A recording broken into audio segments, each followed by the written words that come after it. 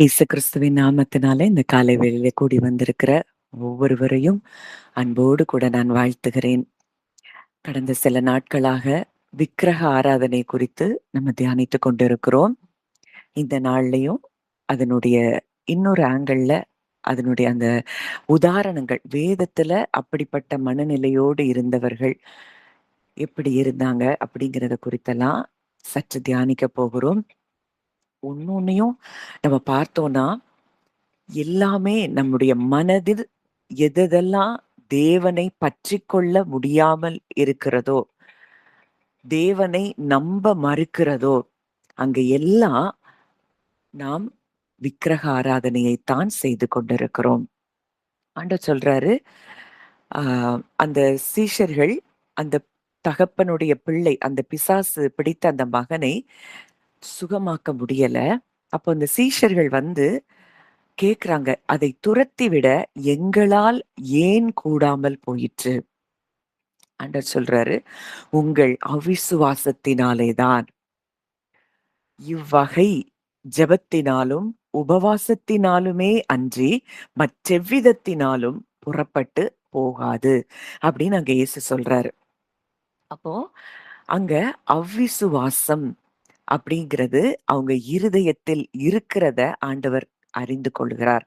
தன்னை பெரிதாய் பார்க்கிறத விட அவங்க தங்களை பெரிதாய் பார்த்து அவங்க சுய பலத்துல எதையாவது செஞ்சிடலான்னு சொல்லி அதுவரைக்கும் அந்த பிள்ளையோடு அவங்க போராடி கொண்டிருந்திருக்கிறாங்க. அந்த பிள்ளை எப்படியாவது சுகப்படுத்தணும்னு சொல்லி தேவனுடைய வல்லமையை விட தங்களை அவங்க என்ன செய்ய முடியும்? நாங்க இப்படி செஞ்சா போயிரும், அப்படி செஞ்சா போயிரும்னு அவங்க என்னென்னலாம் யோசிச்சு எதெல்லாமோ பண்ணி பார்த்திருக்கிறாங்க.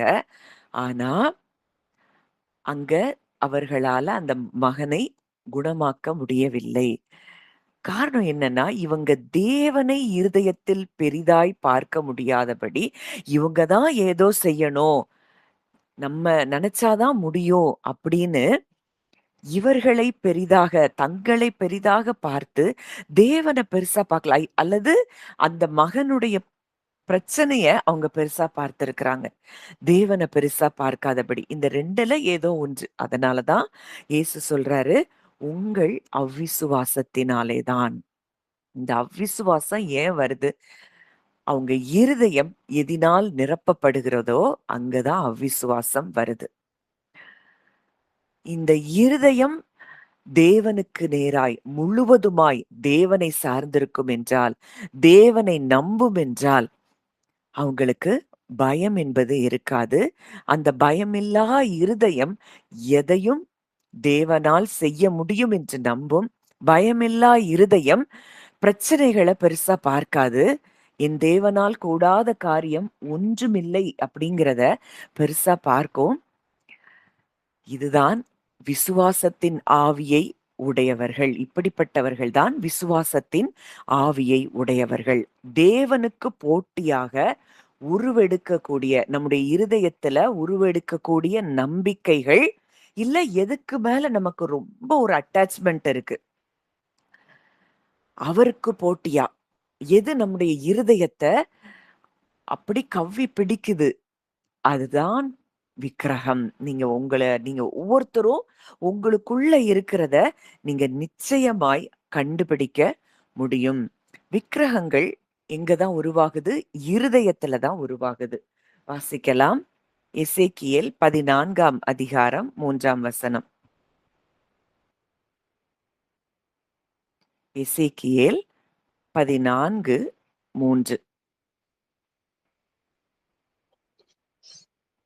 மனுபுத்திரனே, இந்த மனுஷர் தங்கள் நரகலான விக்கிரகங்களை தங்கள் இருதயத்தின் மேல் நாட்டி தங்கள் அக்கிரமகமாகிய இடறுதலை தங்கள் முகத்துக்கு எதிராக வைத்துக் கொண்டிருக்கிறார்களே, இவர்கள் என்னிடத்தில் விசாரிக்க தகுமா? இங்க வசனம் சொல்லுது, அந்த முதல் பகுதி, மனுஷர் தங்கள் நரகலான விக்கிரகங்களை தங்கள் இருதயத்தின் மேல் நாட்டி. இப்போ சிலையே இல்லைன்னா கூட ஒரு மனிதனுடைய இருதயத்துக்குள்ள விக்கிரகங்கள் இருக்க முடியும். சிலைய வணங்குதுனாதான் விக்கிரக வணக்கம் என்பது இல்ல. இருதயத்துல சில விக்கிரகங்களை ஒளித்து வைக்க முடியும். இப்போ இதுதான் என் தேவைகளை சந்திக்கும், இதுதான் என் ஆதாரம் அப்படின்னு நினைக்கிறது விக்கிரகம். இல்ல, இதுதான் என்னைய பாதுகாக்கும், இந்த படம் தான் என்னை பாதுகாக்கும், இந்த பணம் இருந்தாதான் என்னைய உலகம் மதிக்கும், இந்த பணம் இருந்தாதான் எனக்கு எல்லாம் அப்படின்னு இந்த பணத்தின் மேலயோ இல்ல அழகின் மேலயோ இல்ல அந்தஸ்தின் மேலயோ அத பிரதானமா நம்ம மனது பார்த்து கொண்டே இருக்கிறது என்றால் அதுவே விக்கிரக ஆராதனை. அடுத்ததா அடையாளம். இதுதான் நான் யார் என்பதை தீர்மானம் பண்ணுகிறது. என்னோட பதவி, என்னுடைய ஸ்டேட்டஸ், என்னுடைய அழகு, என்னுடைய பணம், என்னுடைய ஆஸ்தி, இதுதான் என் அடையாளம் அப்படின்னு சொல்லி எண்ணுகிற எண்ணங்கள். அடுத்ததா நம்முடைய முடிவுகளை எது தீர்மானம் பண்ணுது? இப்போ காலேபும் யோசுவாவும் அங்க வேவு பார்க்க போறாங்க. அவங்க கூட மற்ற 10 பேரும் போறாங்க. இவங்க இந்த 2 பேர் தேவன் சொன்ன வார்த்தையை வைத்து தீர்மானம் பண்றாங்க. ஆனா மற்ற 10 பேர் அவங்க ராட்சதர்கள போல இருந்தாங்க. அவங்க பார்வைக்கு நாங்க வெட்டுக்கிளிகள போல இருந்தோம். அப்போ அவங்க முடிவுகளை கட்டுப்படுத்துகிறது எதுவா இருந்தது? தேவனை வைத்து அவங்க முடிவெடுக்கல. தங்களை வைத்து, தாங்கள் எப்படி சரீர பிரகாரமாக அவங்க எப்படி இருந்தாங்க, இத வச்சு முடிவெடுக்கிறாங்க. அப்போ இது எல்லாம் நமக்குள்ள இருக்கும்னா, இது எப்படி நடக்கும்? இது என்னால முடியாதே! இது சாத்தியமா? அப்படின்னு நமக்கு நமக்கு நடக்கிற காரியங்கள வச்சு, இல்ல இருக்கிற காரியங்கள வச்சு நம்ம முடிவெடுக்கிறோம். அதுதான் நம்மை கட்டுப்படுத்துகிறது அப்படின்னா, அதுவும் ஒரு விக்கிரக ஆராதனை தான். வசனம் சொல்லுது, "இரு மனம் உள்ளவன் தன் வழிகளிலெல்லாம் நிலையற்றவனாயிருக்கிறான். அவன் தான் கர்த்தரிடத்தில் எதையாகிலும் பெறலாம் என்று நினையாதிருப்பானாக." இந்த இரு மனம் விக்கிரகமும் உள்ள இருக்கு. தேவனும் இருக்கிறாரு. இங்க திடீர்னு பார்த்தா தேவன் மேல ஒரு நம்பிக்கை வருது. ஆனா அடுத்த நிமிஷம் அந்த நம்பிக்கையை அவமாக்கும்படி நம்முடைய ஆதாரம் எது பெருசா இருக்கு? பணம் பெருசா தெரியுதா? நம்ம இது இது இந்த விக்கிரகங்கள் எல்லாம் நம்ம இருதயத்துல இருக்கு. ஆனா நம்ம என்ன நினைக்கிறோம்? ஏன் தேவன் செய்யல? இங்க ஏற்கனவே 2 மனது. ஒரு மனது தேவனை நம்புது. ஒரு மனது சூழ்நிலைகளை பெருசா பார்க்கு, மனிதனை பெருசா பார்க்கு, மனிதனுடைய வார்த்தைகளை பெரிதாக பார்க்கிறது. இப்படி இருக்கும்போது எப்படி நாம் அவரிடத்தில் பெற்றுக்கொள்ள முடியும்? அவர் சொல்றாரு, நம்ம அப்படியே இருதயம் இருந்தா கூட, அப்பா இந்த இடத்துல நான் இப்படி ஃபீல் பண்றேன், இப்படி நினைக்கிறேன். எனக்கு உதவி செய்யுங்க அப்படின்னு நம்ம சரண்டர் பண்ணணும். அத 100% விசுவாசத்தோட தான் ஆண்டவர்ட்ட போகணுங்கிறது ஆண்டவர் நமக்கு கற்றுக் கொடுக்கல.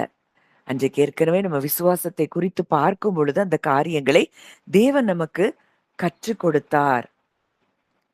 எப்படி கற்றுக் கொடுத்தாரு? அதாவது 100 அந்த தகப்பன் விசுவாசிக்கிறேன் ஆண்டவரே, ஆகிலும் என் அவிசுவாசம் நீங்கும்படி உதவி செய்யும். என்னால முழு இருதயத்தோட விசுவாசிக்க முடியல. எனக்கு என் சூழ்நிலை பெருசாதான் தெரியுது. எனக்கு சுற்றி நடக்கிற காரியங்கள் பெருசாதான் தெரியுது. என்னால 100% உங்கள விசுவாசிக்க முடியலன்னு உண்மையுள்ள இருதயத்தோடு அவரிடத்துல போகும் பொழுது நம்முடைய இருதயத்தின் நிலைமையை அவர் மாற்றுகிறவராய் இருக்கிறார். உண்மையுள்ள இருதயத்தோட போகணும். என்னால முடியல. அப்போ இந்த விக்கிரகங்கள் எது நமக்கு அது வந்து ஒரு பொய்யான ஒரு ஃபால்ஸ் ஒரு ஒரு வாக்குறுதிய நமக்கு குடுக்குது. நமக்கு ஃபால்ஸா ஏதோ ஒரு அமைதிய தருகிறது போலவோ, இப்படியெல்லாம் சில பொய்யான வாக்குறுதிகளை இந்த விக்கிரகங்கள் கொடுக்குது. அது வந்து இந்த சில ஆசைகள் நமக்கு இருக்கும். இந்த ஆசைகள் அது ரொம்ப இருதயத்த அப்படி கவ்வி பிடிச்சிட்டு இருக்கும். இந்த ஆசை நிறைவேறுச்சுன்னா, உன் இருதயம் அவ்ளோ சந்தோஷப்படும்னு சொல்லி, அப்படியே அந்த இச்சைகளோ, எந்த காரியத்தின் மேலயோ ஒரு முழு நாட்டம் இருக்கும். அது உனக்கு நிறைவேறிட்டுனா, உனக்கு சந்தோஷத்த குடுக்கும், சமாதானத்த குடுக்கும்னு ஒரு பொய்யான ஒரு ஒரு எண்ணங்கள் நமக்குள்ளேயே தோன்றும். அடுத்ததா நம்முடைய சிந்தனையை இந்த விக்கிரகங்கள் மாற்றும். நம்முடைய முன்னுரிமைகள எல்லாவற்றையும் மாற்றி, தவறான காரியங்கள் செய்வதற்கு நம்மள தூண்டும். நம்ம முடிவுகள் எல்லாமே இந்த விக்கிரகத்த சுற்றி தான் அமையும். விக்கிரகம்னா பயம், கவல எல்லாமே இதுல அடங்குதுங்கிறத நம்ம பார்த்தோம். ஏன் பயப்படுறோம்? தேவன் மேல நம்பிக்கை இல்ல. தேவன் உங்களுக்கு பயமுள்ள ஆவியை கொடாமல், பலமும், அன்பும், தெளிந்த புத்தி உள்ள ஆவியையே கொடுத்திருக்கிறார். அப்போ இந்த பயமுள்ள ஆவி அப்படின்னு ஒண்ணு நமக்கு இருக்குது அப்படின்னாலே, அங்க என்ன இருக்கு? விக்கிரகம் இருக்கிறது. எத நம்புறோம்? எதனால பயப்படுறோம்? மனுஷன பார்த்து பயப்படுறோமா? சூழ்நிலைய பார்த்து பயப்படுறோமா? இல்ல இந்த மனிதர்கள் இப்படி நம்மள செஞ்சுருவாங்களோன்னு பயப்படுறோமா? எத பார்த்து பயந்து கொண்டிருக்கிறோம்? இதுதான் தேவனையும் நம்மையும் பிரிக்கிற காரியங்களாயிருக்கிறது. அவர் மேல முழுமையான நம்பிக்கை வைக்க முடியல. உறுதியாய் பற்றிக்கொண்ட மனதாய் இருக்க முடியல. அவரையே நம்பி இருக்க முடியல. எப்படி நாம் பூரண சமாதானத்தை பெற்றுக்கொள்ள முடியும்? மத்தவங்க என்னைய பாராட்டணும் அப்படிங்கிறது மிகப்பெரிய ஒரு விக்கிரகம். ஏற்கனவே நம்ம அத தியானிச்சோம். மற்றவங்க நம்ம பாராட்டணும், புகழ்ச்சி இதுக்காகவே ஊழியம் செய்றவங்கலாம் இருக்கிறாங்க. மற்றவங்க என்னைய பாராட்டணும். அது அவங்களுக்கு இருதயத்துக்கு சந்தோஷத்த கொடுக்கும். ஒரு டெம்பரரி ஜாய கொடுக்கும். மத்தவங்க என்னைய பெருசா பார்க்கணும். மத்தவங்க என்னுடைய காரியங்கள், நான் செய்ற காரியங்கள் எல்லாம் பெருசா பார்க்கணும், பேசணும். இப்ப அவங்க செஞ்ச காரியங்கள குறித்து யாராவது ரொம்ப நல்லா பேசிட்டாங்கன்னா, அவங்களுக்கு சந்தோஷமா இருக்கும். ஆனா, யாருமே அவங்க செஞ்ச காரியத்த குறிச்சு உயர்வா பேசலன்னா, அவர்களுக்குள்ள பயம் இருக்கும். கவல இருக்கும். அப்போ இது மிகப்பெரிய ஒரு விக்கிரகம். தேவனிடத்துல இப்படிப்பட்டவருடைய இருதயம் சேரவே முடியாது. அவங்க தங்களை வைத்து தான் அவர்கள் செயல்களை செய்வாங்க. ஊழியம் கூட பேருக்காகவும், புகழுக்காகவும், மற்றவருடைய அங்கீகாரத்திற்காகவும் செய்கிறவர்களும் இருக்கிறார்கள். உண்மையா செய்றவங்களும் இருக்கிறாங்க. பேர் புகழுக்காக. அவங்க எப்படி இருப்பாங்கன்னா, அப்படி ஓடிட்டே இருப்பாங்க. அங்க அத செஞ்சிரணும், இத செஞ்சிரணும். தேவனுக்கு கூட டைம் கொடுக்க முடியாதபடி ஓடிக்கொண்டே இருப்பாங்க. தனிமையில அவர்களுக்கும் தேவனுக்கும் இருக்கக்கூடிய உறவை விரும்பாதவர்களாக, அத விட எதுக்கு முக்கியத்துவம் குடுப்பாங்கன்னா, மனிதர்கள் தங்களை நேசிக்க வேண்டும். மனிதர்கள் தங்களை பெரிதாக பேச வேண்டும். இதுக்காகவே அற்புத அடையாளங்கள செய்றாங்க. அப்படிப்பட்டவங்கள பார்த்து தான் இயேசு சொல்றாரு, "நான் உங்களை அறியேன்." இவங்கலாம் என்ன சொல்லுவாங்க? "உங்க நாமத்தினால நாங்க பிசாசுகள தொரத்துனோம், வியாதியஸ்தர்கள சுகமாக்குனோம்." எல்லாம் சொல்லுவாங்களாம். ஆனா ஆண்டவர் சொல்லுவாராம், "நான் உங்களை அறியேன்." ஏன்னா, விக்கிரகமாய் அவர்கள் மனிதர்களுடைய அங்கீகாரத்தை பெறுவதற்காகவே, தேவனை நேசித்து அவரை அறிகிற அறிவிலிருந்து, அன்பிலிருந்து எதையும் செய்யாதபடிக்கு, மனுஷனுடைய அங்கீகாரம் தனக்கு வேண்டும் அப்படிங்கிற இடத்துல இருந்து எதையும் செய்வார்கள் என்றால், அவங்க ஊழியம் தான் செய்வாங்க. ஆனால், அது விக்கிரக ஆராதனையா இருக்கும். இப்படிப்பட்டவங்கள நீங்க நெறைய பேர் பார்த்தீங்கன்னா, அவங்க தங்கள விட்டு எந்த மனுஷராவது பிரிஞ்சு வேற யார் கூடயாவது சேர்ந்துட்டாங்கன்னா, அவங்களால தாங்க முடியாது. அவங்கள கண்ட்ரோல்குள்ளேயே வச்சிருக்கணும்னு பார்ப்பாங்க. அவங்க கண்ட்ரோல்லயே இருக்கணும். ஏன்னா, அந்த கூட்டம், அந்த மக்கள் நம்மள விட்டு போயிறக்கூடாது. இல்ல சிலருக்கு பணம் பெரிதா இருக்கும். இந்த கூட்டம் நம்மள விட்டு போயிருச்சு அப்படின்னா, நம்ம என்ன செய்வோம்? அங்க ஆத்துமாக்கள் ஆதாயப் பொருளாக மாறுகிறார்கள். அவர்களை ஆதாரமாக பார்க்கிறாங்க. அவர்களுடைய தேவைகளை சந்திப்பதோ, யாரோ அது என்ன காரியமா இருந்தாலும், அது என் தேவன் தான் என்கிற இடத்துல இருந்து, மனிதர்களை பார்க்கும் பொழுது, இவங்க மனிதர்களை கண்ட்ரோல் பண்ணுவாங்க. நீங்க நல்லா பாருங்க. யார் யாரெல்லாம் எங்க எங்களுக்குள்ள தான் வேற வேற யாரு கூடயும் கனெக்ஷன்ல இருக்க விட மாட்டாங்க. வேற எந்த இதையும் கேட்க விட மாட்டாங்க. நீங்க அப்படிப்பட்ட நபர்களை நீங்கள் சிலரை நீங்கள் உங்க வாழ்க்கையில சந்திச்சிருக்க கூட முடியும். இப்படிப்பட்டவர்கள் தேவனை ஆதாரமாக பார்க்காதவர்கள். உண்மையாய் ஊழியம் செய்கிறவர்கள் தேவனை சார்ந்திருப்பாங்க. அவங்க தங்களோடு கூட இணைக்கப்பட்டவர்களை உண்மையாய் நேசிக்கிறவர்களாய் இருப்பாங்க. அவங்க ஒருவேளை அவங்க கூட இல்லன்னா கூட, அவங்கள வெறுக்காதபடி அவங்கள பிளெஸ் பண்ணிட்டு, மனது அவர்கள் மேல் பற்றுதலாய் இருக்கும்படி அவர்கள் இருதயத்தை அனுமதிக்க மாட்டார்கள். நீங்க இதுல இருந்தே கண்டுபிடிச்சு கொள்ளலாம். எது உண்மை, எது நிஜம். நான் உங்களெல்லாம் கண்ட்ரோல் பண்றேன். இப்படித்தான், இப்படித்தான் அப்படின்னு நீங்க வேற எதையும் நீங்க கேட்கக்கூடாது. வேற யார் கூடயும் நீங்க பேசக்கூடாது. அப்படி நான் கண்ட்ரோல் பண்ணேன்னா, நான் உங்களை எனக்கு விக்கிரகமாக நான் மாற்றேன்னு அர்த்தம். இன்றைக்கு நீங்க ஒவ்வொருவரும் இது ஊழியத்துல மாத்திரம் இல்ல, எந்த சூழ்நிலையிலயும் நீங்க இத யோசிச்சு தியானிச்சு பார்க்கலாம். எது நமக்கு தேவனை விட பெருசா தெரியுது? இப்ப அப்படி நான் யோசிச்சேன்னா, உங்கள ஃபுல் கண்ட்ரோல்ல நான் பண்ணுவேன். என்னால சுயாதீனமாய் உங்களை நேசிக்கவும் முடியாது. ஐயோ! நீங்க போயிருவீங்களோ! என்ன விட்டு போயிருவீங்களோ! அப்டின்னே சொல்லி, ஒவ்வொருத்தர் மேலயும் உங்கள கண்ட்ரோல் பண்றதுல தான் எனக்கு எண்ணம் இருக்கும். நான் விடுதலையா இருக்கவே முடியாது. நான் விடுதலையா இல்லன்னா, நான் எப்படி உங்கள விடுதலைக்குள்ள நடத்த முடியும்?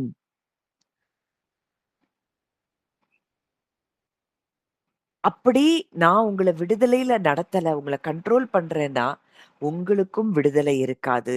என் ஜீவன்ல விடுதலை இருந்தா தான், அதை கேட்கிற உங்க ஒவ்வொருவருடைய இருதயத்திலும் விடுதலை உண்டாகும். சில காரியங்கள சொல்லுவேன். நீங்க கேட்கும் பொழுது, உங்கள விசுவாசத்துல பலப்படுத்துகிற காரியங்கள மாத்திரம் கேளுங்க. காரணம் என்னன்னா, அது உங்களுக்கு வேற எதையாவது நீங்க கேட்கும்போது, உங்களுக்கு பயமோ, அவிசுவாசமோ, கலக்கமோ அது உண்டாக்கி விடக் கூடாதுங்கிறதுக்காக தான் அத சொல்லுவேனே தவிர, மற்றபடி யாரையும் கண்ட்ரோல் பண்ணக்கூடிய அந்த எண்ணங்கள் எனக்கு இருக்கக்கூடாதுன்னு தேவன் எனக்கு கற்றுக் கொடுத்திருக்கிறார். இது பெருமையாய் பேசுகிற காரியம் அல்ல. நம்முடைய இருதயத்தை நாம் ஆராய்ந்து பார்க்கணும். எனக்கெல்லாம் அப்படிதான் என் இருதயம். சரி நம்ம கூட டிராவல் பண்றாங்களா? அவங்க எப்படியாவது விடுவிக்கப்படணும். எப்படியாவது இந்த வார்த்தைகளை அறியணும். இதுதான் என்னுடைய எண்ணம். ஒருவேள இது முடியல. இது என்ன விட்டு போறாங்களா? அதனால என் இருதயம் கொஞ்சம் கூட அஃபெண்ட் ஆகுது. சிலர்லாம் ரொம்ப நெருக்கமா பேசியிருக்காங்க என் கூட. "ஐயோ! அக்கா நீங்க இல்லன்னா, என் வாழ்க்கையே அப்படித்தான்." அப்படின்னு பேசி, அப்படியே 24 மணி நேரமும் அந்த செய்திகள கேட்டவங்க, திடீர்னு காணாம போயிருப்பாங்க. எனக்கே ஆச்சரியமா இருக்கும். இவ்ளோ தூரம் அட்டாச்டா இருந்தவங்களுக்கு என்ன நடந்தது? ஆனா அந்த இடத்துலலாம் ஆண்டவர் என்னை பக்குவப்படுத்தினார். இல்ல, அவங்கள பிளெஸ் பண்றேன் அப்படின்னு சொல்லிட்டு, என் இருதயம் அவர்களை விடுவிக்க தேவன் எனக்கு கற்றுக் கொடுத்தார். ஏன்னா நான் அவங்க மேல உண்மையான அன்பு வச்சிருவேன். அப்புறம் பார்த்தா திடீர்னு காணாம போயிருவாங்க. தேடுனா கூட கண்டுபிடிக்க முடியாது. இது இல்ல. மனிதர்கள் நமக்கு சோர்ஸ் இல்ல. ஆனா, அன்பு இருக்கணுமா? இப்ப நீங்க இங்க வந்த எல்லாரையும் நேசிக்கணுமா? நான் நிச்சயமா நேசிக்கிறேன். உங்கள சகோதரிகளா பார்க்கிறேன். வயது முதிர்ந்தவர்கள என்னுடைய தாய்களா நான் பார்க்கிறேன். ஆவிக்குரிய ரீதியில நான் இணைக்கப்பட்டிருக்கிறேனே தவிர, ஃப்ளெஷ்ல நான் உங்க கூட கனெக்ட் ஆனேன்னா, அங்க மாம்சம் மேலோங்கி இருக்குது. உங்கள நான் எனக்கு விக்கிரகமாய் மாற்றி இருக்கிறேன். இது என்ன வச்சு நான் ஏன் உதாரணம் சொல்றேன்னா, நீங்க ஒவ்வொன்றையும் உங்களுக்குள்ள நீங்க ஆராய்ந்து பாருங்க. எத உங்களுக்கு விக்கிரகமாய் மாற்றி இருக்கிறீங்க? யாரையெல்லாம் உங்களுக்கு விக்கிரகமாய் மாற்றி இருக்கிறீங்க? எந்த நபர்கள் சொல்லுகிற வார்த்தைகள் உங்களுக்கு விக்கிரகமாய் இருக்கிறது? இத நீங்க யோசித்து பார்த்தாலே, இன்னைக்கு தேவனுக்கு கொடுக்க வேண்டிய இடத்த நீங்க யாருக்கு கொடுத்திருக்கிறீங்கங்கிறது நீங்க உணர ஆரம்பிக்க முடியும். சொந்த புத்தி, சொந்த பலன் இத நம்புறதும் சுயம், பிரைடு. இங்க தான் பெருமை இருக்கு.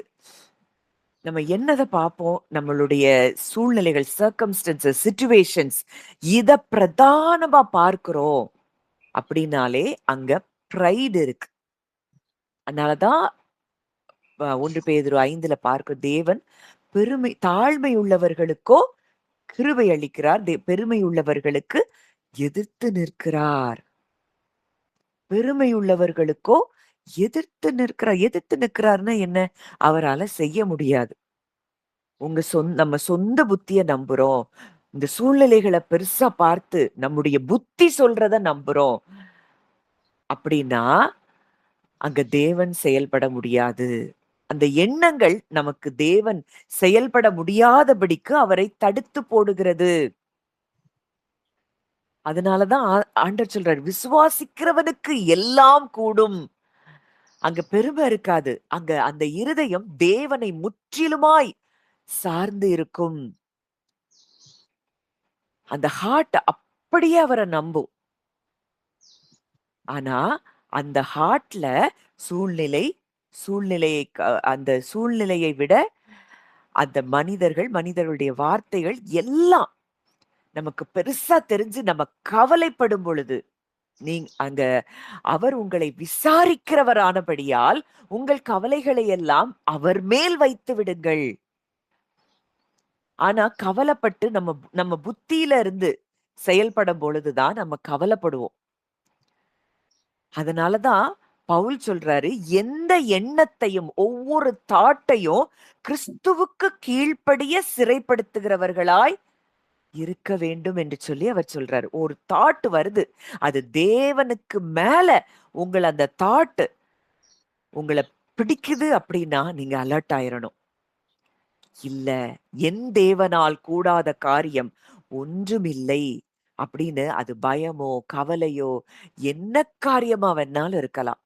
அந்த எண்ணத்தை உடனடியாக நீங்கள் சிறைப்பிடிக்க வேண்டும். நம்முடைய புத்தியிலிருந்து செயல்படுகிற அந்த காரியங்களை நாம் சிறைப்பிடிக்க வேண்டும். அடுத்ததா ரிலீஜியன். உண்மையான அன்பு இல்லாம, தேவன் மேல அன்பு இல்லாம சடங்குகளை செய்வது. பரிசேயர் அப்படித்தான் இருந்தாங்க. நான் அவ்வளவு கொடுக்கிறேன், நான் இவ்வளவு கொடுக்கிறேன், நான் அப்படி செய்யறேன், நான் இப்படி செய்யறேன், நான் வாரத்துல 2 நாள் உபவாசம் இருக்கிறேன், நான் அவனை பார்க்கிலும் நீதிமான் அப்படின்னு எதையோ நம்ம செய்யறத வச்சுதான் தேவன் செய்வாரு அப்படின்னு நம்பினோம்னா அங்க ரிலீஜியன் இருக்கு, மதம் இருக்கிறது.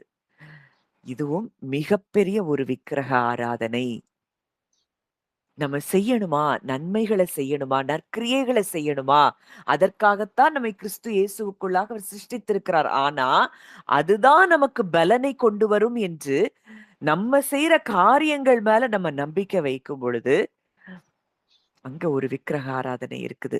தேவன் மேல அன்பு வச்சு அவர் நன்மை செய்கிறவராய் சுற்றித் திரிந்தார்னா நானும் அப்படித்தான் அப்படின்னு செய்யறது வேற. அவர் நான் செஞ்சதுனால எனக்கு இது நடக்கும், நான் நீதிமான் அப்படின்னு சுயத்தில் செயல்படுவது வேறு.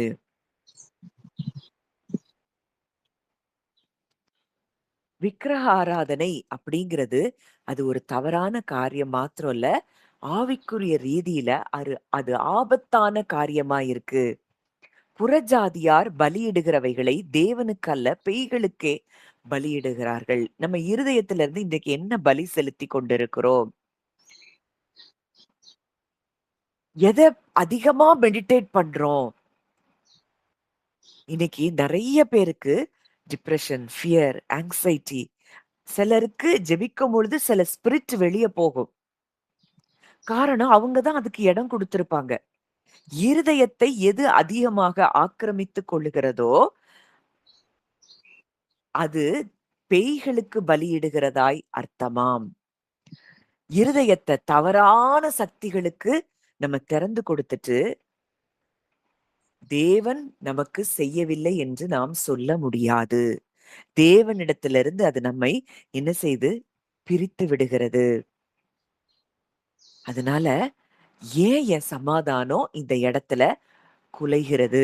முதல்ல அத கேட்கணும். இந்த இடத்துல நான் சமாதானத்த ஃபீல் பண்ண முடியல. ஒரு நெருக்கடி நேரம் வரும்போது, நான் யார்கிட்ட ஓடுறேன்? எதுகிட்ட ஓடுறேன்? எத இழந்துட்டோம்னா, என் வாழ்க்கையே முடிந்தது போல நான் ஃபீல் பண்ணுவேன். இத நீங்க உங்க இருதயத்திலே நீங்க கேட்கும் பொழுது, உங்களுக்கு ஆண்டவர் பல காரியங்கள எக்ஸ்போஸ் பண்ணி காட்டுவார். தேவன் விக்கிரகங்கள வெளிப்படுத்துவது, நம்மை கட்டுப்படுத்துவதற்கு அல்ல. நம்மள கண்ட்ரோல் பண்றதுக்கு வெளிப்படுத்தல. நம்மள சரியான பாதைக்கு கொண்டு வருவதற்காகத்தான் அவர் நமக்குள்ள இருக்கிற காரியங்களை அவர் வெளிப்படுத்துகிறார். இப்போ சில உதாரணங்கள நம்ம பார்க்கும் பொழுது உங்களுக்கு புரியும். இப்ப சமாரிய ஸ்திரீ. அங்க இயேசு அங்க வர்றாரு. அவள சந்திப்பதற்காகவே அந்த மதியான வேளையில அந்த இடத்துக்கு வர்றாரு. அவளோட லைஃப அப்படியே ரிவீல் பண்றாரு. உனக்கு 5 புருஷர்கள் இருந்தாங்க. இப்போ இருக்கிறவன் உனக்கு புருஷன் அல்ல. இப்போ இவ தன்னுடைய வாழ்க்கையில இவளுக்கு திருப்தியே ஏற்படல. எதையோ ஒண்ணு அன்புக்காக ஏங்கிக் கொண்டு திருப்தி இல்லாதபடி அடுத்தடுத்து இவள் உறவுகளை தேடிக்கொண்டே இருக்கிறா. அன்பு இருதயம் நான் நினைக்கிறேன் அன்புக்காக தான் அவள் இருதயம் ஏங்கிக் கொண்டே இருக்குது. ஒருத்தரை மாத்திக்கிட்டே இருக்கிறா. இப்போ இயேசு அவளுக்கு வெளிப்படுத்துறாரு. ஒரு நபரை அங்க அவர் சொல்றாரு, நான் கொடுக்கும் தண்ணீரை குடிக்கிறவனுக்கோ ஒரு காலும் தாகம் உண்டாகாது. இவ ஒரு உணர்வு பூர்வமான ஒரு அடிமைத்தனத்துக்குள்ள இருக்கிறா. தனக்கு எங்கேயாவது ஒண்ணு கிடைச்சிரும் அப்படின்னு மனிதர்களிடத்துல அதை தேடிக்கொண்டே இருக்கிறா. அந்த அன்பு கிடைச்சிரும். அவளால திருப்தி அடையவே முடியல. மனிதர்கள் அவ விரும்புகிற அந்த காரியத்தை அவளுக்கு கொடுக்க முடியல. இப்போ ஃபர்ஸ்ட் அவளுக்கு அதை எக்ஸ்போஸ் பண்றாரு. காட்டுறாரு. உனக்கு 5 புருஷர்கள் இருந்தார்கள். இப்பொழுது இருக்கிறவன் உன்னுடைய புருஷன் அல்ல. அடுத்ததா தன்னை ரிவீல் பண்றாரு. நான் கொடுக்கும் தண்ணீரை கொடுக்கிறவன். இவ ஒரு தாகத்திலே இருக்கிறா. இந்த தாகத்தை தீர்க்க என்னால் மாத்திரமே முடியும் என்று அங்க அவர் ஒரு சொல்யூஷன் கொடுக்கிறாரு. இன்னைக்கு நம்ம கிட்டயும் இந்த சொல்யூஷனை தான் அவர் கொடுக்கிறார். அவரை விசுவாசிக்கிற நமக்கு, அவர் மேல் தாகமாயிருக்கிற நமக்கு ஒன்றும் ஒரு நாளும் குறைவுபடாது.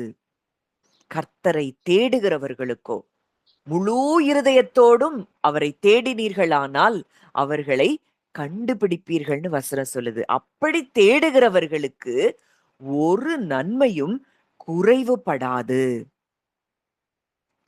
இப்போ அந்த சமாரிய ஸ்திரீக்கு மனித உறவுகளுக்கு பதில் தன்னையே அவளுக்கு ஆதாரமாக அவர் கொடுக்கிறார். ஏற்கனவே மார்த்தாள குறித்து பார்த்தோம். மார்த்தாளே மார்த்தாளே, நீ அநேக காரியங்களை குறித்து கவலைப்பட்டு கலங்குகிறாய். தேவையானது ஒன்றே. மரியாள் தன்னை விட்டு எடுபடாத நல்ல பங்கை தெரிந்து கொண்டாள். அவ இயேசுவுக்கு தான் ஊழியம் செய்றா. ஆனா வேலைனால பதற்றம், கவலை எல்லாம் அவளுக்கு வருது. என்னது அவளுக்கு அவ செய்யற வேலை பெருசா தெரியுது. அங்க தேவன் யாருக்காக செய்கிறோம் என்பது பெருசா தெரியல. அவள் வேலை அவளுக்கு விக்கிரகமாக மாறுகிறது. அவர் கூட இருக்கிறத விட அவருக்கு எதையாவது செய்யணும், செய்யணுங்கிற அந்த கான்சியஸ் அவளுக்கு இருக்கு. இததான் நான் சொன்னேன். நல்ல காரியங்கள், ஊழியம் கூட தேவனுடைய இடத்தை பிடிக்கும் போது அது விக்கிரகமாய் மாறுகிறது. நம்ம ஊழியமே செய்றோம்னா கூட அது அன்புல செய்யாதபடி, நான் இத செஞ்சா இவங்க என்னைய புகழுவாங்க.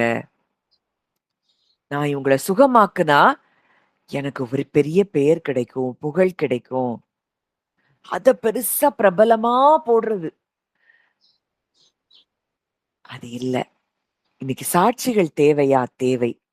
ஆனா எதையும் நம்ம செய்றதில்ல. அவருடைய வல்லமை செய்துங்கிற அந்த ஒரு தாழ்மை நமக்கு இருக்கணும். நம்ம வேல செஞ்சுட்டு வந்துரணும். நம்மை உயர்த்துவது அவர். நம்மை மேன்மைப்படுத்துவது தேவன். எவரையும் மேன்மைப்படுத்தவும், பலப்படுத்தவும் அவருடைய கரத்தினால் ஆகும். நாம யார்கிட்டயும் போய் நம்மள பத்தி பெருசா சொல்ல வேண்டிய அவசியமே இல்ல.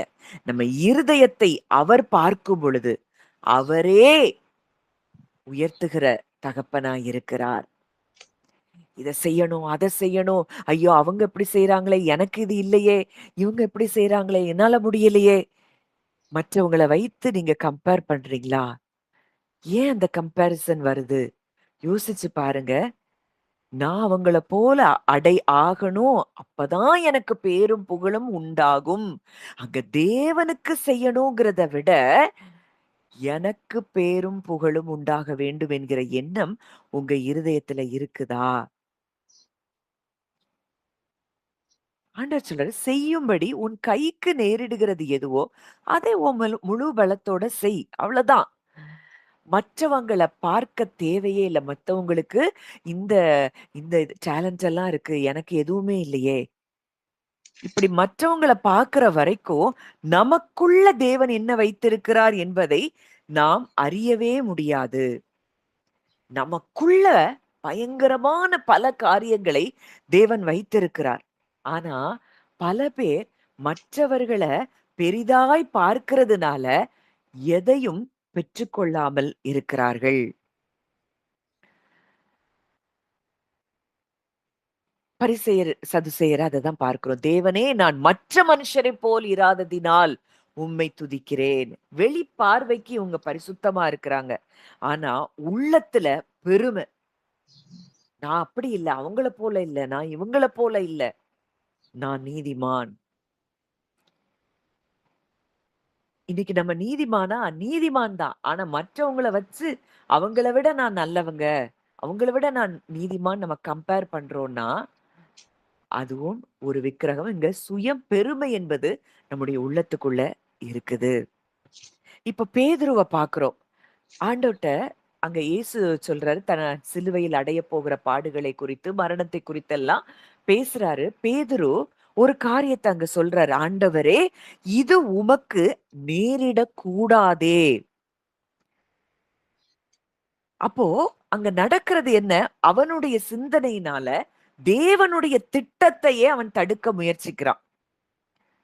தேவனுடைய காரியங்களை விட மனுஷருடைய காரியங்கள். ஏன்னா இவனுக்கு அவர் தேவை. தேவனுடைய திட்டங்களை விட பேதுருவுக்கு இயேசு தேவைப்படுகிறார். மனுஷன போல சிந்திக்கிறான். அங்க அவர் முழு உலகத்துக்கும், இப்ப முழு உலகத்துடைய பாவத்தை சுமந்து தீர்க்கும்படிக்கு, நம்ம எல்லோரையும் பிதாவோடு கூட ஒன்று சேர்க்கும்படிக்கு அவர் பூமிக்கு வந்தாரு. அதெல்லாம் பேதுருவுக்கு பிரதானமா தெரியல. ஐயோ! அவர் விட்டுட்டு போயிட்டாருன்னா நம்ம என்ன செய்வோம்? அங்க தேவனுடைய திட்டம் பெரிதாக தெரியவில்லை.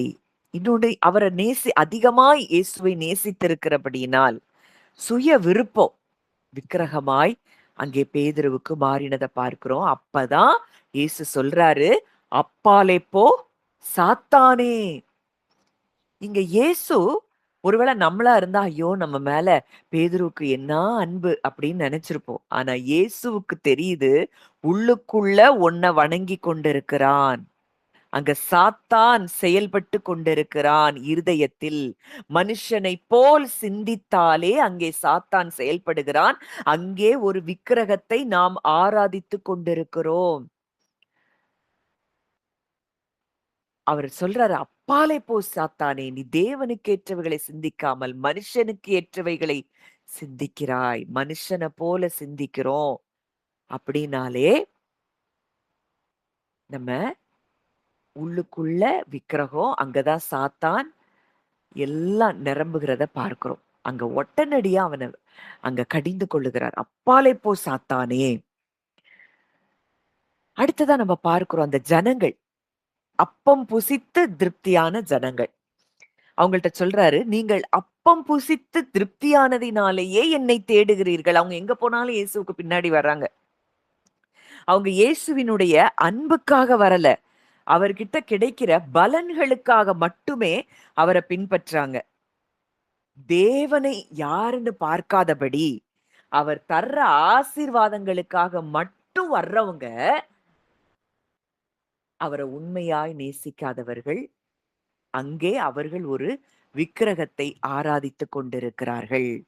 அப்படிப்பட்டவங்க எல்லாம் எங்கேயுமே நிலைச்சிருக்க மாட்டாங்க. அப்படியே சுத்திட்டே இருப்பாங்க. இது எனக்கு கிடைச்சிராதா? அது எனக்கு கிடைச்சிராதா? இந்த எதையாவது ஐயோ! இந்த வல்லமை எனக்கு வேணும். இந்த வரம் வேணும். இப்படின்னு ஓடிட்டே இருப்பாங்க. இவர்கள் யார்? தேவன் யார்? அப்படிங்கிறதெல்லாம் அந்த தேவனை தேடுகிற உணர்வு இருக்காது. ஆசீர்வாதத்துக்காக நம்ம எல்லாருமே ஏதோ ஒரு ஆசீர்வாதத்துக்காக தான் தேவனை தேடி வர்றோம். ஆனா போக போக போக நம்முடைய இருதயம் அவரை தேட ஆரம்பிக்கும். அவரை தேடுகிற இருதயம் உள்ளவர்கள் தான் ஒரு இடத்துல நிலைச்சு நின்னு சத்தியத்துல வளருவாங்க. இல்லனா அப்படியே சுற்றி ஓட்டம் பிடிச்சுட்டே இருப்பாங்க. நாளைக்கு என்ன நடக்கும்? நாளான்னைக்கு என்ன நடக்கும்? அவர் என்ன சொல்றாரு? இவர் என்ன சொல்றாரு? இந்த ஊழியக்காரர் என்ன சொல்றாரு? இப்படி மனது எதையோ ஒண்ண தேடிக்கிட்டே இருக்கும். நீங்க அமர்ந்திருக்கும்போது, நீங்கள் அமர்ந்திருந்து நானே தேவன் என்று அறிந்து கொள்ளுங்கள்ன்னு ஆண்டவர் சொல்றாரு. நீங்க முதலாவது அமர்ந்திருக்கணும். உங்க இருதயங்கள்ல சில காரியங்கள்ல சந்தேகம் வரலாம். அதையும் நீங்க அவர்கிட்ட கொண்டு போகணும். அப்படி கொண்டு போகும்போது தேவன் அதற்கு ஏற்ற நபர்களோடு உங்களை இணைப்பார். இப்ப அப்படி இணைச்சிருவாரு. ஆனா இணைச்ச பிறகு அதுலயும் போயி ஒரு ஒரு இதுக்குள்ள சிக்கிக்கிட்ட மாரி சிக்கக்கூடாது. சுயாதீனமா விடுதலையா நேசிக்கணும். அந்த இடத்துல நிலைச்சிருக்கணும். உங்களுக்கே தெரியும். எந்த இடத்துல நீங்க விடுதலையா இருக்கிறீங்க. எந்த இடத்துல உங்க ஹார்ட் விடுதலை ஆகுது. இந்த இடத்துக்கு போனா என்னைய ஒரு சிறையிருப்புக்குள்ள நான் இருந்த மாரி ஃபீல் பண்றேன். அப்படின்னு நீங்க ஃபீல் பண்ணீங்கன்னா, நீங்க நீங்க அந்த இடத்த விட்டு வெளிய வருவது நல்லது. யாரும் யாருக்கும் அடிமைகள் அல்ல. உங்க இருதயம் நீங்க நீங்க ஜெபம் பண்ணிட்டே இருப்பீங்க. ஆண்டவரே இந்த காரியம் எனக்கு புரியல. இந்த இடத்துல இருந்து எனக்கு விடுதலை வேணும். இது என் இருதயத்த அதிகமாய் பாதிக்கிறது அப்படின்னு சொல்லி ஜெபம் பண்ணும் பொழுது, சில சிலரோடு கூட கர்த்தர் இணைப்பார். ஆனா நீங்க பயத்தின் நிமித்தம் சில வார்த்தைகள் அவங்க உங்களுக்கு சொல்லியிருப்பாங்க. உங்களுக்கு உள்ள ஒரு பயம் வரும். நானே நெறைய ஊழியர்கள் நான் கேள்விப்பட்டிருக்கிறேன். நம்ம இத தவிர வேற எத கேட்டாலும், நீங்க ஏமாந்து போயிருவீங்க. கடைசி காலம் வஞ்சிக்கப்பட்டுருவீங்க. இந்த ஒரு வார்த்தை இன்னைக்கு வரைக்கும் நெறைய ஜனங்கள் விடுவிக்கப்பட முடியாம இருக்கிறாங்க. மிகுந்த வேதனைக்குரிய காரியம். அப்படி உங்கள ஒரு ட்ராப்புக்குள்ள அடைக்க பார்க்குறாங்கன்னா நீங்க ஆவியானவருடைய ஆலோசனையின்படி நீங்க அந்த இடத்த விட்டு வெளிய வருவது நல்லது. உங்கள ஆண்டவர் எங்க கைட் பண்றாரோ அந்த இடத்துல நிலைச்சிருங்க. உங்கள ட்ராப்புக்குள்ள மாட்டுகிற எந்த இடத்துலயும் மாட்ட வைக்கிற எந்த இடத்துலயும் நீங்க தங்கி இருக்க கூடாது. இப்போ இந்த ஜனங்கள் ஆசீர்வாதத்துக்காகத்தான் அவருக்கு பின்னாடியே வர்றாங்களே தவிர அவர் யார்? அவர் நம்ம மேல வச்சிருக்கிற அன்பு என்ன? அவருக்காக அந்த அன்பு நிமித்தம் நான் என்ன செய்யணும்? அப்படின்னு அன்புல ஊழியம் செய்ய மாட்டாங்க. அன்புல தேடவும் மாட்டாங்க. இப்படிப்பட்டவர்கள் ஆசீர்வாதத்த விக்கிரகமா வச்சிருக்கிறாங்க. இப்போ இயேசு இதை எப்படி கையாளுகிறார்? இன்னைக்கு ஒரு ஒரு 5 மினிட்ஸ் நான் எக்ஸ்ட்ரா எடுத்துக்கிறேன். நீங்க கவனமா கேட்கணும். இயேசு இதை எப்படி கையாளுகிறார்? இருதயத்துல ஒளிஞ்சிருக்கிறத ஃபர்ஸ்ட் அவர் வெளிச்சத்துக்கு கொண்டு வராரு. சகைவ கூப்பிடுறாரு, "சகைவே, நான் இன்னைக்கு உன் வீட்டுல தங்கணும்னு சொன்ன மாத்திரத்துல, அந்த அன்பு அவ இருதயத்துல இருக்கிற விக்கிரகத்தெல்லாம் அங்க எக்ஸ்போஸ் பண்ணுது. எக்ஸ்போஸ் ஆகுது. ஆண்டவரே, என் ஆஸ்திகள்ல நான் கொள்ளையாடி இருந்தேன். நான் 4 மடங்கு அத நான் திரும்ப கொடுக்கிறேன்." ஃபர்ஸ்ட் வெளிச்சத்துக்கு கொண்டு வராரு. ஏன் அப்படின்னா, தண்டிப்பதற்கு அல்ல, ஒரு மாற்றத்தை நம்முடைய இருதயத்தில் உண்டாக்குவதற்காக. அடுத்ததா, அவர் தன்னையே தருகிறார். என்னை தொடர்ந்து வா. என்னிடத்துல நீ பருகு. என்கிட்ட நீ வா. அப்படின்னு விக்கிரகத்துக்கு பதிலாக தன்னை அவர் மாற்றாக தருகிறார். இன்னைக்கும் இயேசு நம்ம கிட்டயும் இதைத்தான் அவர் செய்கிறார். எதையெல்லாம் நம்ம அப்படி பிடிச்சு வச்சிருக்கிறோமோ, அத முதல்ல அவர் எக்ஸ்போஸ் பண்றாரு. நம்ம எதை சார்ந்து இருக்கிறோங்கிறத ஃபர்ஸ்ட் வெளிச்சம் போட்டு காட்டுறாரு. நீங்க நான் நேத்து சொன்னது போலதான், உங்க இருதயம் ரொம்ப டிஸ்டர்ப்டா ஃபீல் பண்ணுதுன்னா, நீங்க அமைதியா உட்கார்ந்து, இப்ப நான் எதுக்கு முக்கியத்துவம் கொடுத்து கொண்டிருக்கிறேன்? அதுதான் உங்களுக்கு விக்கிரகம். அத அப்படியே அவர்ட்ட ஹேண்ட் ஓவர் பண்ணிட்டு, அப்பா நீர் பெரியவர். நீங்க அதுக்காக தான் மெசேஜஸ் கேட்கணும். அவருடைய வல்லமை என்ன? அவருடைய மகா பெரிய அன்பு என்ன? அவருடைய கரத்தின் வல்லமை என்ன? இத கேட்க கேட்க கேட்க தான் நம்ம அவர பெரிதாய் பார்க்க முடியும். இல்ல நீங்க தியானிக்கணும். அப்போ நம்ம இருதயம் அதிலிருந்து விடுபட ஆரம்பிக்கும். தேவன் நமக்கு எக்ஸ்போஸ் பண்ணி காட்டுறது, நம்மை காயப்படுத்துவதற்காக அல்ல, நம்மை விடுவிக்கும்படியா. நம்ம அப்படி நம்மையே அறியாம நம்ம மனதுக்குள்ள அப்படிப்பட்ட விக்கிரகங்கள வணங்கிட்டு இருக்கிறோம். ஒரு சிறையிருப்புக்குள்ள இருக்கிறோம். அப்படின்னா, நம்மை நாம் தான் விடுவித்துக் கொள்ள வேண்டும். ஒரு வசனம் இருக்கு சகரியால, "பாபிலோனில் குடியிருக்கிற சீயோன் குமாரத்தியே, உன்னை நீயே விடுவித்துக்கொள், பிற்பாடு மகிமை உண்டாகும்." பாபிலோனில் குடியிருக்கிற சீயோன் குமாரத்தியே. இன்னைக்கு நம்முடைய எண்ணங்கள் எங்க குடியிருக்குது? அதுதான் முக்கியம். அதுதான் குடியிருப்பு. இன்னைக்கு நம்ம பிசிக்கலா வேற வேற இடத்துல குடியிருந்தாலும், நம்முடைய எண்ணங்கள் இன்றைக்கு எங்க குடியிருக்கிறது? பாபிலோனில் குடியிருக்கிற, பாபிலோன் அப்படின்னாலே அடிமைத்தனம். தேவனை பெரிதாக பார்க்க விடாத ஒரு இடம். அதுதான் பாபிலோன். அங்க நம்முடைய எண்ணங்கள் குடியிருக்கிறதா? இத ஆண்டவர் இன்றைக்கு நமக்கு எக்ஸ்போஸ் பண்ணி காட்டுறார்னா, நம்மை விடுவிக்கும்படிக்கு தேவன் அதை செய்கிறார். தேவனுக்கும் உலகப் பொருளுக்கும் ஊழியம் செய்ய உங்களால் கூடாது. தேவனோட போட்டி போடுகிற எதுவா இருந்தாலும், அதை அவர்கிட்ட ஒப்புக் கொடுக்காத வரைக்கும், அது விக்கிரகமாகத்தான் இருக்கும். பயப்படுறீங்க, மனுஷர குறிச்சு பயப்படுறீங்க அப்படின்னா, அது விக்கிரகம். தைரியமா இருக்கணும். எதுக்கு பயப்படணும்? ஆண்டவர் உங்களை எப்படி நடத்துகிறார், அப்படி நீங்க நடக்கணும். மனுஷனுக்கு பயப்படுறது, இது மனுஷனுக்கு பயப்படும் பயம் கண்ணியை வருவிக்கும். அதுதான் சிறையிருப்பு. இப்போ யூதாஸ பார்க்கிறோம். பணத்துக்காக இயேசுவ காட்டிக் கொடுக்கிறான். இங்க பணம் அவனுக்கு கடவுளா மாறுது. அதுதான் அவனுடைய முடிவுகளை என்ன செய்து கட்டுப்படுத்துகிறது.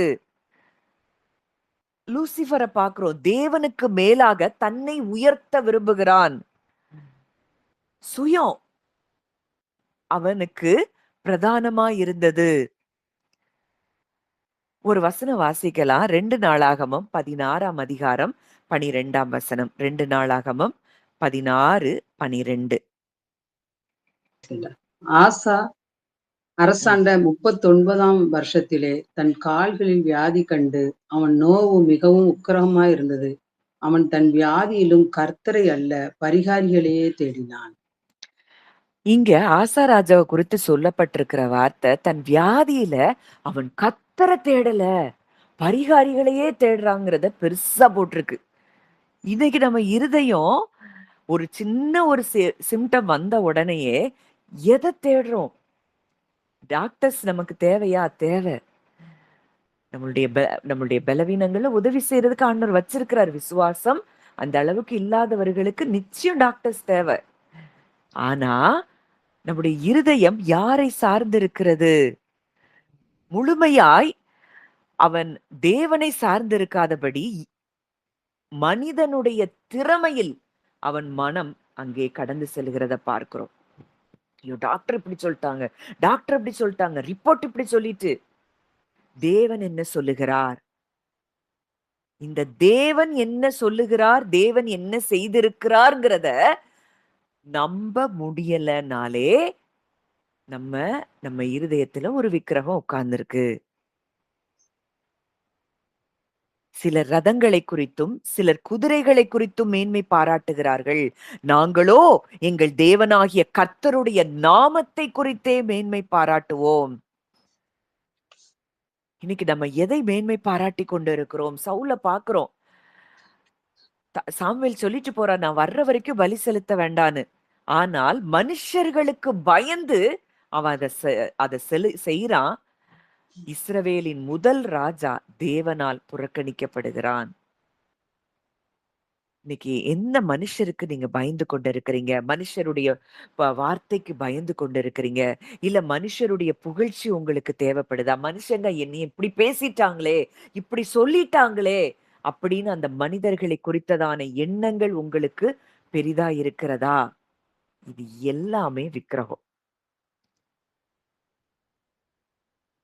தேவனுக்கு கீழ்ப்படிவதை விட மக்களுக்கு பயப்படுறோம் அப்படின்னா அங்க மனித அங்கீகாரம்தான் அவனுடைய அங்கீகாரமாய் இருந்தது.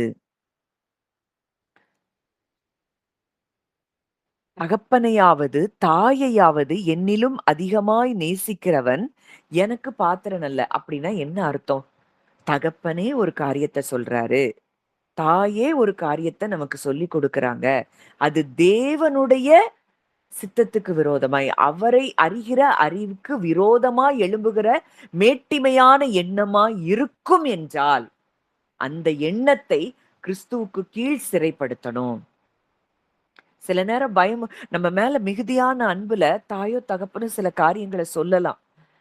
ஆனா தேவனுடைய வார்த்தையின்படி அது நிஜமா, அது சத்தியமானு பார்க்காதபடி அதை அப்படியே ஏற்றுக்கொண்டு நாமும் அவர்களுக்கு அவர்கள் சொன்ன வார்த்தையின் நிமித்தம் நம்ம பயப்படுறோம், கலங்குறோம் அப்படின்னா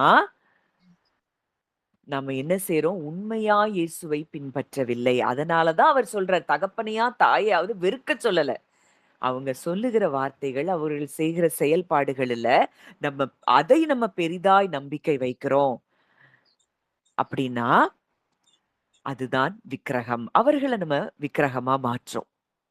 அப்பா சொல்லி இருக்கிறார். சில விஷயங்கள் நம்ம சிலத ஓவர்லுக் பண்ணி தேவன் சொன்னதுனால செய்ய வேண்டியது இருக்கும்.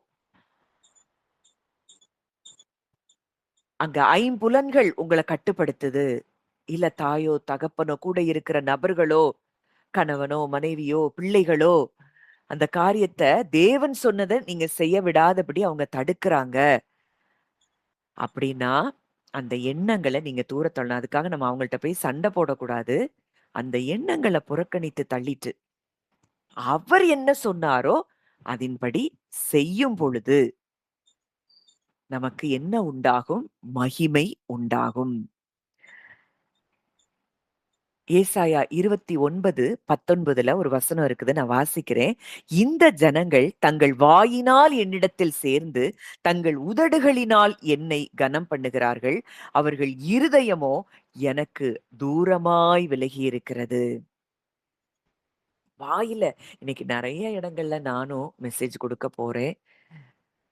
அந்த ஆராதனை எல்லாம் பார்க்கும்போது உண்மையிலே நான் நான் நல்லாவே என்னால என்னுடைய ஆவியில ஃபீல் பண்ண முடியும். ஒரு பெர்ஃபார்மன்ஸா பண்ணி கொண்டிருக்கிறாங்க. உண்மையா தேவனை இருதயத்தில இருந்து ஆராதிக்கிறாங்களான்னா, இல்ல. மனதுல 1008 ஓடிட்டு இருக்கு. வாய் அங்க தேவன பயங்கரமா புகழும். அல்லேலூயா அப்படிம்பாங்க. அப்படி அது அந்த அது எனக்கு நான் அந்த நம்முடைய ஸ்பிரிட்ல அத ஃபீல் பண்ண முடியும். நம்ம ஆராதனை எப்படி இருக்கிறது? அந்த முடிச்ச உடனே அடுத்தவங்கள பத்தி குறை பேசுறது. கூட்டம் கூட்டமா சேர்ந்து ஒரு கூட்டம் அடுத்த கூட்டத்துக்கு எதிரா பேசுறது. இப்படித்தான் இருக்கிறாங்க. அது என்ன ஆராதனை? அப்போ வாயினால் சேர்ந்து உதடுகளினால் கனம் பண்ணுகிறாங்க. இருதயம் ஆனா தூரமா இருக்குது. பரிசேயர்கள் அப்படிதான் சடங்குகள்ல கவனம் செலுத்துறாங்க. தேவன விட்டுட்டாங்க. மதம் விக்கிரகமாய் மாறிப்போனது. விக்கிரக ஆராதனை அப்படின்னா ஒரு சிலைக்கு முன்னாடி நின்னு பணிஞ்சு, குனிஞ்சு வணங்குறது மாத்திரம் இல்ல. நம்முடைய இருதயம் எதற்கு முன்பாக பணிந்து குனிகிறது. நம்முடைய இருதயத்துல எந்த விக்கிரகத்த நிலைநாட்டி வைத்திருக்கிறோம்? எது பயமுறுத்துகிறது? எது கவலைய கொண்டு வருது? இதெல்லாம் நமக்கு விக்கிரகமா இருக்கிறது. இந்த மெசேஜ் எதுவும் நம்மள பயமுறுத்துறதுக்காக தேவன் நமக்கு கற்றுக் கொடுக்கல. இன்னைக்கு நம்ம இருதயத்துல இருக்கிற காரியங்கள அவர் எக்ஸ்போஸ் பண்ணி, எல்லாவற்றிற்கும் மேலாக உன் கூட நான் இருக்கிறேன். சர்வ வல்லமையுள்ளவர் நான் இருக்கிறேன். நீ இதெல்லாம் பெரிதாய் பார்க்க வேண்டாம் அப்படிங்கிற அன்பு நிமித்தம் இந்த காரியங்களை தேவன் நமக்கு கற்றுக் கொடுத்திருக்கிறார். இதை நாம் இன்றைக்கு உணர வேண்டும். யாருடைய வார்த்தை, யாருடைய நமக்கு இருக்கக்கூடிய பணம், புகழ், பெயர், அந்தஸ்து, அழகு இது உங்களுக்கு பெருசா தெரியும். இத வச்சு நீங்க மற்றவங்கள குறைவா பேசுறீங்கன்னாலே, அது உங்களுக்கு விக்கிரகமா இருக்கு. சிலர்லாம் பணம் இருக்கு, அழகு இருக்கு, புகழ் இருக்கு அப்படிங்கிறதுனால மற்றவர்களை இழிவா பேசுவாங்க. நிச்சயமா அவங்க அந்த காரியத்த விக்கிரகமா தான் வணங்கிக் கொண்டிருக்கிறாங்க. அவங்க இருதயம் அதுக்கு முன்னாடி பணியுது. இப்போ அப்படி பணியும் பொழுது, எப்படி தேவனிடத்துல இருந்து நன்மையை பெற முடியும்? தேவனையே அவங்க வணங்கலையே! தேவன உண்மையா தேடலையே! தேவனில அன்பு செலுத்தி அவரிடத்துல வரலையே! பரிசேயன போல தானே வர்றாங்க. எப்படி தேவனிடத்துல நன்மைய பெற இன்னைக்கும் என்ட்ட நெறைய பேர் கேட்கிற கேள்வி, "ஏன் நடக்கல? ஏன் ஆண்டவர் செய்யல?" இப்படி தேவன் மேலேயே கோவமா இருக்கிற மனிதர்கள் நெறைய பேர் இருக்கிறாங்க. நம்ம இருதயத்த முதலாவது நாம் ஆராய்ச்சி செய்ய வேண்டும். நம்ம எதுக்கு இடம் குடுத்திருக்கிறோம்? இன்னைக்கு குடுக்கும்போது நம்ம இருதயம் வலிக்குது. எதையாவது ஒரு உதவி செய்யும்போது வலிக்குதுன்னா, அந்த பொருள நம்ம விக்கிரகமா வச்சிருக்கிறோம். எல்லாத்தையும் இன்னைக்கு அவர்கிட்ட குடுத்துட்டு, ஒரு பெரிய விடுதலைய இன்னைக்கு நம்ம அனுபவிக்கும்படி தேவன் நம்மை அழைக்கிறார். அப்படியே இதை உணர்ந்தவர்களா, அப்பா இன்னைக்கு எனக்கு எக்ஸ்போஸ் பண்ணி காட்டுங்க. இன்னும் என் இருதயம் சந்தோஷத்திலயும், சமாதானத்திலயும் இல்லன்னா, இன்னைக்கு எத நான் பிரதானமாய் பார்க்கிறேன்? அத எனக்கு காட்டுங்க. அத நான் உங்ககிட்ட இன்னைக்கு சரண்டர் பண்றேன். அப்படின்னு அந்த சரண்டர்ட் ஹார்ட் நமக்கு இருக்கும் பொழுது, ஒரு பெரிய ஆசீர்வாதத்தை இன்றைக்கு நம்ம பெற்றுக்கொள்ள முடியும். நம்ம ஜெபிக்கலாம். நல்ல தகப்பனே, நன்றியோடு உம்மை துதிக்கிறோம், ஸ்தோத்தரிக்கிறோம் அப்பா. இந்த நல்ல நாளிலும் எங்களோடு கூட இடைப்பட்ட உம்முடைய வார்த்தைகளுக்காக நாங்கள் நன்றி செலுத்துகிறோம். நீர் ஜீவனுள்ள தேவன். நீர் யெகோவா ஷாலோம். யெகோவா ஷாலோம். நீர் எங்களோடு கூட இருக்கிறீர். சமாதானத்தின் தேவன். நீர் எங்களோடு கூட இருக்கிறீர் அப்பா. ஆனா எங்க இருதயத்துல அந்த சமாதானத்த நாங்க பார்க்க முடியல. எங்க இருதயத்துல நாங்க அந்த சமாதானத்த பெற்றுக்கொள்ளாமல் இருக்கிற எல்லா பகுதிகளையும் இன்னைக்கு நாங்க உங்ககிட்ட ஒப்பு கொடுக்கிறோம். எதெல்லாம் எங்களுக்கு பெருசா தோணுச்சோ, பயம், கவலை, மனுஷருடைய வார்த்தை, சூழ்நிலை, எதிர்காலம், கடந்த காலம் இதெல்லாம் பெருசா எங்களுக்கு நாங்க பார்த்துட்டோம்ப்பா. எல்லாத்தையும் இன்னைக்கு உங்ககிட்ட நாங்க சரண்டர் பண்றோம். அது இல்லப்பா. நீர் எதையும் செய்யக்கூடிய வல்லமையுள்ள தேவன். நீர் எங்களோடு கூட இருக்கிறீர். இன்றைக்கு அந்த எண்ணங்கள் எல்லாவற்றையும் நாங்கள் கிறிஸ்துவின் கீழ் சிறைப்படுத்துகிறோம் தகப்பனே. உங்ககிட்ட குடுத்துட்டோம். இனி அந்த எண்ணங்கள் எங்களை ஆளுகை செய்ய முடியாது என்று சொல்லி நாங்கள் விசுவாசிக்கிறோம் அப்பா. மேலும் நமக்கு அருளப்பட்ட பரிசுத்த ஆவியினாலே தேவ அன்பு எங்கள் இருதயங்களில் ஊற்றப்பட்டிருக்கிறபடியால் அந்த நம்பிக்கை எங்களை வெட்கப்படுத்தாது. இன்னைக்கு தேவ அன்பு எங்க இருதயங்களிலே ஊற்றப்பட்டிருக்கிறது. அதை உணர்கிறோம் அப்பா. உங்க அன்பு பரிபூரணமா எங்க இருதயத்தை இப்பொழுதே நிரப்புகிறதை நாங்கள் உணர்கிறோம். உங்க அப்பா கண்கள் எங்க மேல எப்பொழுதும் பதிக்கப்பட்டிருக்கிறத நாங்க உணர்கிறோம் அப்பா. எங்களை பாதுகாக்கிற, எங்களை ஆசீர்வதிக்கிற, எங்களை உயர்த்துகிற தேவன் நீர் எங்களோடு கூட இருக்கிறீர் என்பதை நாங்கள் உணர்கிறோம் அப்பா. இன்னைக்கு எதுவும், எந்த மனுஷனும், எந்த மனுஷருடைய வார்த்தையும் எங்களை கலங்கடிக்க முடியாத இடத்துக்கு நீங்க எங்களை கொண்டு வந்த தயவுக்காக நாங்கள் நன்றி செலுத்துகிறோம் அப்பா. எதுவும் நிஜம் அல்ல. நீர் மாத்திரமே நிஜம், நீர் மாத்திரமே சத்தியம் என்பதை எங்க இருதயத்துல ஆழமாய் நாங்கள் அறிந்து உணர உதவி செஞ்சீங்கப்பா. உமக்கு நன்றி. உம்முடைய கரங்களிலே எங்களை ஒப்பு கொடுக்கிறோம். வந்த ஒவ்வொருவரையும் அப்பா உங்க பிள்ளையா நான் மனதார பிளஸ் பண்றேன். கர்த்தர் ஆசீர்வதித்து வழி நடத்தும். இயேசுவின் மூலம் கேட்கிறோம் ஜீவனுள்ள நல்ல பிதாவே. ஆமேன், ஆமேன்.